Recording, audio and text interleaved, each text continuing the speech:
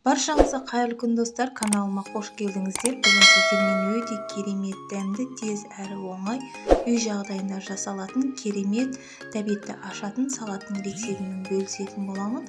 Каналға тіркеліп, лайк басып, комментарий қалдырыңыздар. Видеоны соңына дейін қарап, қоңырауша белгісін баса кетіңіз. Алдын ала бізге 40 қабат керек болады, яғни капустамызды екіге бөлетін боламыз. Капустамыздың бір бетін алып, яғни осылайша ұзыннан кесіп алатын боламыз. Өз қалауларыңызша кессеңіздер де болады, 4-3 кессеңіздер де болады. Мен осылайша ұзыннан кесіп алдым. Капустамыздың барлығын кесіп алып, яғни құрғақ ыдысымызға салып, 1 шай қасық тұз салып, капустаның суы шыққанша жақсылап араластыратын боламыз. Капустамызды жақсылап араластырып болған соң, міндетті түрде сәбізімізді осылайша ұзыннан қырғыштың көмегімен өткізіп аламыз. Енді бізге дәмдеуіштер керек болады, яғни паприка қостым 2 шай қасық, яғни укроп ұнтағын қосып, кепкен укроп ұнтағын пайдаланып, яғни қызанағымызды 4 бүріштетіп турап алатын боламыз.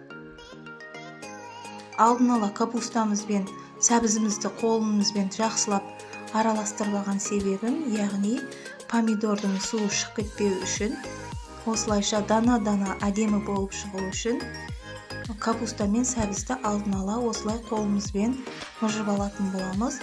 Яғни енді біз помидорымызды осылай 4 бүріштетіп турап алдым. Енді чесногымызды, яғни қырғыштың көмегімен осылайша өткізіп алатын боламыз. Достар, каналға тіркеліп, лайк басып, комментарий қалдырыңыздар. Алдағы уақытта сіздермен жақсы рецептерді міндетті түрде бөлісетін боламын. Қоңырауша белгісін басып қойыңыздар. Бірінші болып видеоны көре аласыздар.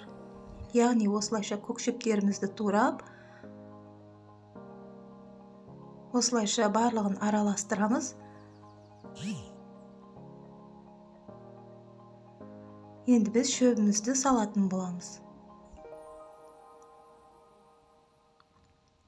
Енді бізге қияр керек болады.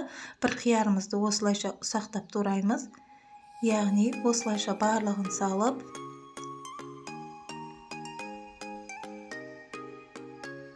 зәйтүн майын құйсаңыздар болады. Мен бір ас қасық, яғни зәйтүн майын қолдандым.